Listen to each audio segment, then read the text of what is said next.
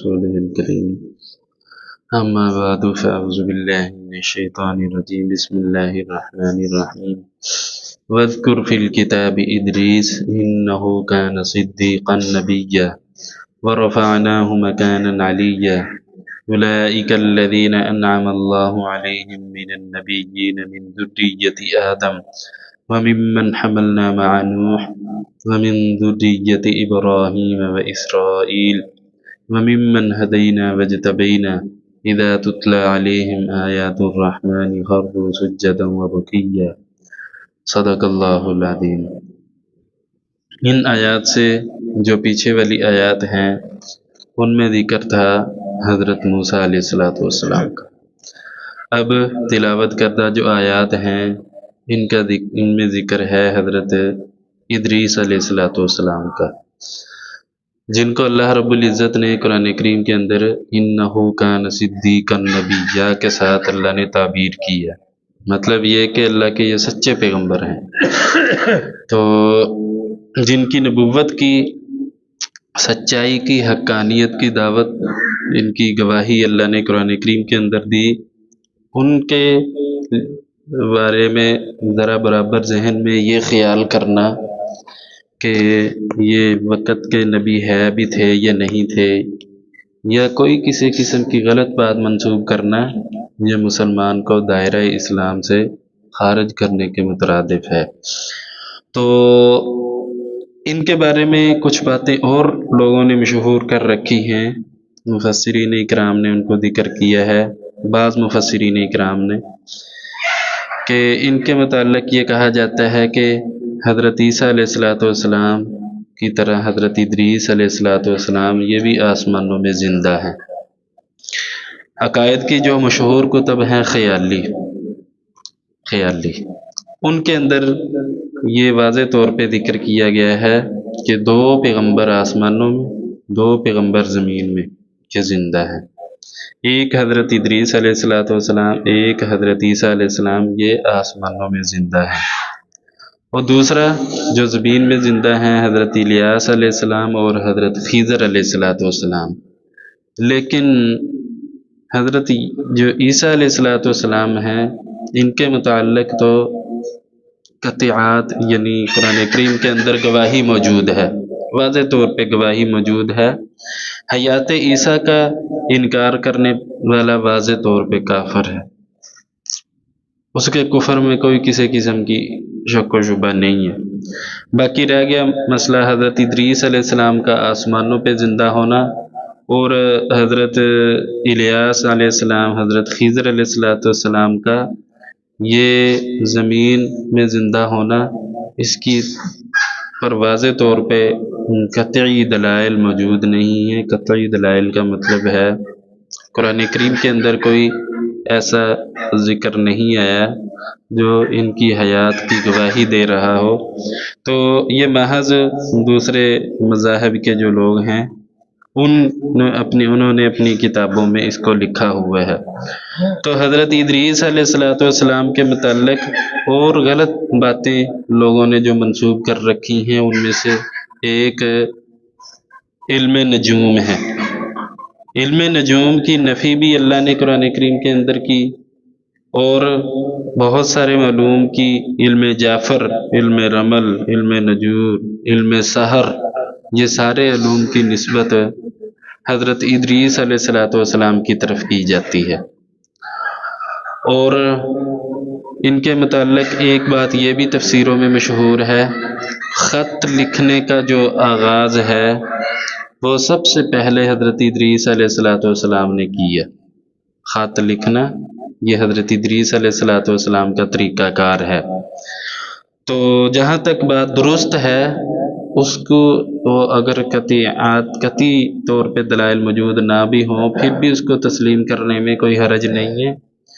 تو جو دوسری باتیں جو منسوب ہیں اس کی تو واضح طور پہ اللہ نے قرآن کریم کے اندر نفی کی ہے، علم جعفر، علم رمل، علم نجوم، یہ اس لیے نفی کی گئی ہے حضرت ادریس علیہ السلام سے کہ یہ علم پاکیزہ نہیں ہے۔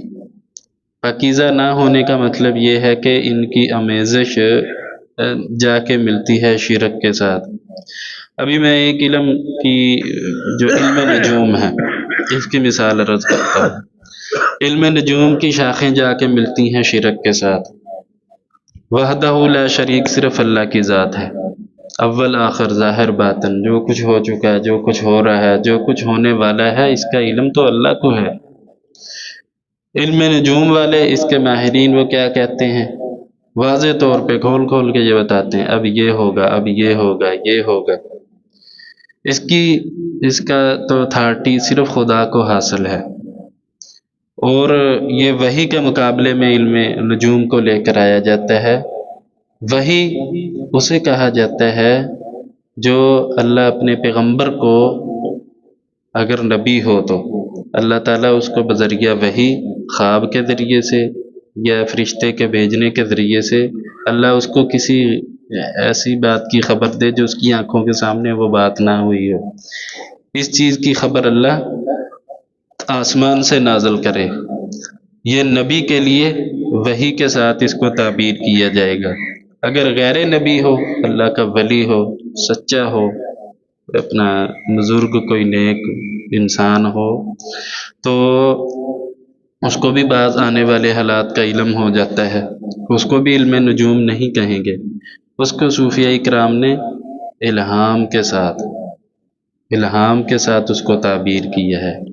یعنی آنے والے کسی خیر کے کام کی یا برے کام کی خبر کا پہلے سے ہو جانا اللہ اپنے نیک بندوں کو خواب کے ذریعے سے کروا دیتے ہیں، تو خبر کا ہو جانا یہ الہام کہلائے گا، یہ علم نجوم ہرگز نہیں ہے۔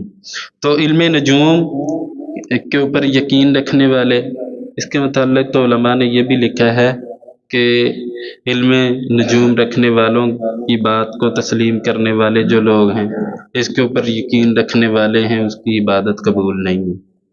وجہ یہ ہے اس کی آمیزش جا کے ملتی ہے شرک کے ساتھ۔ تو شرک گناہوں میں سے سب سے برا اور ناپاک عمل ہے، برا گناہ ہے۔ اللہ کے ساتھ کسی کو شریک ٹھہرانا اللہ کو سب سے زیادہ ناپسندیدہ عمل ہے یہ۔ تو اس لیے جو بات اللہ کو ناپسند ہو، علم جعفر، علم نجوم، اس طرح کے جو علوم ہیں، بعض جہلا اس طرح کی باتیں بتاتے ہیں، تو ان کے پیچھے بھی اس طرح کے بے دین قسم کے لوگ لگتے ہیں۔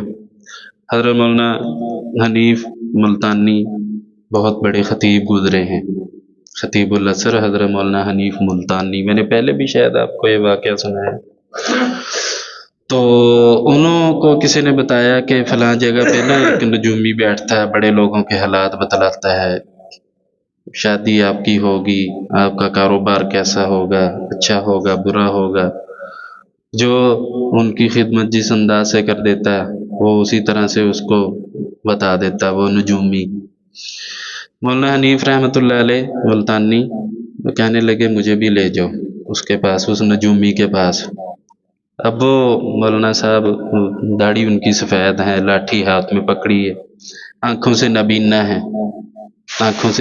ہے، اور ذرا سادہ سے بن کے ان سے پوچھنے لگے نجومی سے کہ یہ بتاؤ مجھے میری شادی ہوگی یا نہیں، ہاتھ کی لکیریں دیکھ کے۔ اب نجومی جو ہوتے ہیں وہ اس طرح کی ہاتھ کی لکیریں، اس طرح کی چیزوں کی طرف توجہ کم دیتے ہیں اور اس کی ظاہری کیفیت کو زیادہ دیکھتے ہیں۔ اب نجومی اس کو دیکھ رہے ہیں، آنکھوں سے بھی نبینا ہے، ہاتھ میں لاٹھی پکڑی، عمر کا حصہ گزار چکا ہے، داڑھی بھی سفید ہو چکی ہے۔ بابا اب یہ پوچھ رہا ہے بڑھاپے میں آ کے میری شادی ہوگی کہ نہیں؟ تو نجومی کہنے لگا تیری شادی نہیں ہونی بابا، جا چل جا۔ اب وہ خطیب تھے ماشاءاللہ، بہت بڑے عالم تھے، کہنے لگے بغیرت، میری 2 شادیاں ہیں اور 14 بچے ہیں، تو کس طرح سے مجھے کہہ رہا ہے تیری شادی نہیں ہوگی؟ تیرا علم غلط ہے۔ تو وقت کے علماء نے، صوفیاء نے یہ بات ثابت کر کے دکھائی ہے کہ یہ سارے جو علوم ہیں یہ سارے غلط ہیں جس کے پیچھے لوگ لگے ہوئے ہیں۔ تو حضرت ادریس علیہ السلام کی طرف یہ علم نجوم کی جو نسبت کرنا یہ سراسر یہ غلط ہے، اور اس کے آگے نیک بندوں کی صفت اللہ نے یہ بیان کی، جب ان کے اوپر آیات کو تلاوت کیا جاتا ہے، پڑھی جاتی ہیں اللہ کی نشانیوں کو، تو وہ سجدہ کرتے ہیں، روتے ہوئے سجدہ کرتے ہیں اور سجدے میں گر جاتے ہیں۔ یہ ابھی جو تلاوت کی ہے آیت، اس میں آیت سجدہ ہے۔ آیت سجدہ کے متعلق یہ حکم ہے، پڑھنے والے کے اوپر بھی واجب ہے، سننے والے کے اوپر بھی واجب ہے۔ ابھی آپ ایک جگہ پہ بیٹھے ہوئے، میں بھی اپنی جگہ پہ بیٹھا ہوں، مجلس بھی ایک ہے۔ ابھی ایک آیت کو میں 10 دفعہ پڑھ لوں، 100 دفعہ پڑھ لوں، ایک دفعہ پڑھ لوں، سجدہ ایک واجب ہوگا، کیونکہ مجلس ایک ہے۔ ابھی اسی جگہ پہ آپ بیٹھے ہیں، باتیں کوئی شروع کر دیں، کوئی دوسری، پھر دوبارہ آ کے پھر میں نے تلاوت کی ہے، ابھی مجلس تبدیل ہو چکی ہے۔ مجلس بدلنے کی وجہ سے پھر دوسرا سجدہ واجب ہوگا۔ جگہ چھوڑ کے ہم کسی اور جگہ پہ چلے گئے، پھر واپس آ کے بیٹھے، پھر بھی مجلس تبدیل ہوگی۔ بات کرنے سے، وضو کے ٹوٹ جانے سے، جگہ کے بدلنے سے مجالس تبدیل ہوتی ہیں۔ ایک مجلس میں جتنی دفعہ بھی ایک آیت جو سجدے کی اس کو پڑھا جائے، سجدہ ایک واجب ہوگا۔ ابھی سجدے کے متعلق بھی یہ دیکھیں، جو شرائط نماز کے لیے ہیں، یعنی باوضو ہونا، پاکیزہ جگہ کا ہونا، جو شرط نماز کے لیے ہیں، وہی سجدہ تلاوت کے لیے ہے۔ ابھی کچھ حضرات نے سجدہ بھی سن لیا ہے، اس غلط فہمی میں پڑ جائیں کہ دیکھیں ساری شرطیں نماز والی ہیں، ابھی دعا کے بعد سجدہ نہ کرنے لگ جائیں، اس لیے کہ نماز فجر کے بعد، فرضوں کے بعد اور عصر کے فرضوں کے بعد کوئی کسی قسم کی نفلی عبادت سے منع کیا گیا ہے۔ اس لیے جب سب سورج نکلے گا، بھلے اپنے گھروں میں جا کے سجدہ کریں یا اگلی نماز کے ساتھ سجدہ کر لیں۔ واجب کو تاخیر کے ساتھ ادا کر دیں، آج کے دن کے اندر اندر ہی، تو واجب ادا ہو جائے گا۔ یہ ہے کہ وقت کا ہونا لازمی ہے، مکروہ وقت نہ ہو۔ وَاذْكُرْ فِي الْكِتَابِ، اور ذکر کر، وَاذْكُرْ فِي الْكِتَابِ ادریس، ذکر کر کتاب میں ادریس علیہ السلام کا، بے شک وہ اللہ کے سچے نبی تھے، ہم نے بلند کیا ہے ان کو بہت اونچی جگہ پہ۔ اولئک الذین، اللہ تعالیٰ نے انعام کیا ہے ان کے اوپر نبیوں میں سے، اور ان کی اولاد کو، حضرت آدم علیہ السلام کی اولاد میں سے، وَمِمَّنْ حَمَلْنَا، اور ان کی اولاد میں سے ہم نے نوح علیہ السلام، جن کو ہم نے سوار کیا ہے نوح علیہ السلام کے ساتھ، وَمِن ذُرِّيَّةِ ابراہیم، ابراہیم علیہ السلام کی اولاد میں سے، وہ اسرائیل علیہ السلام کی اولاد میں سے، وَمِمَّنْ حَمَلْنَا وَمِمَّنْ ہَدَيْنَا، اور ان کی اولاد میں سے جن کو ہم نے ہدایت دی، وَاجْتَبَيْنَا، جن کو ہم نے چنا ہے، اور جس وقت پڑھی جاتی ہیں ان کے اوپر قرآن کریم کی آیات، یعنی رحمان کی آیات، تو وہ سجدے میں گر جاتے ہیں روتے ہوئے۔ اللہ رب العزت سے دعا ہے ان آیات کی صحیح تفسیر سمجھنے کی، عمل کرنے کی اللہ توفیق عطا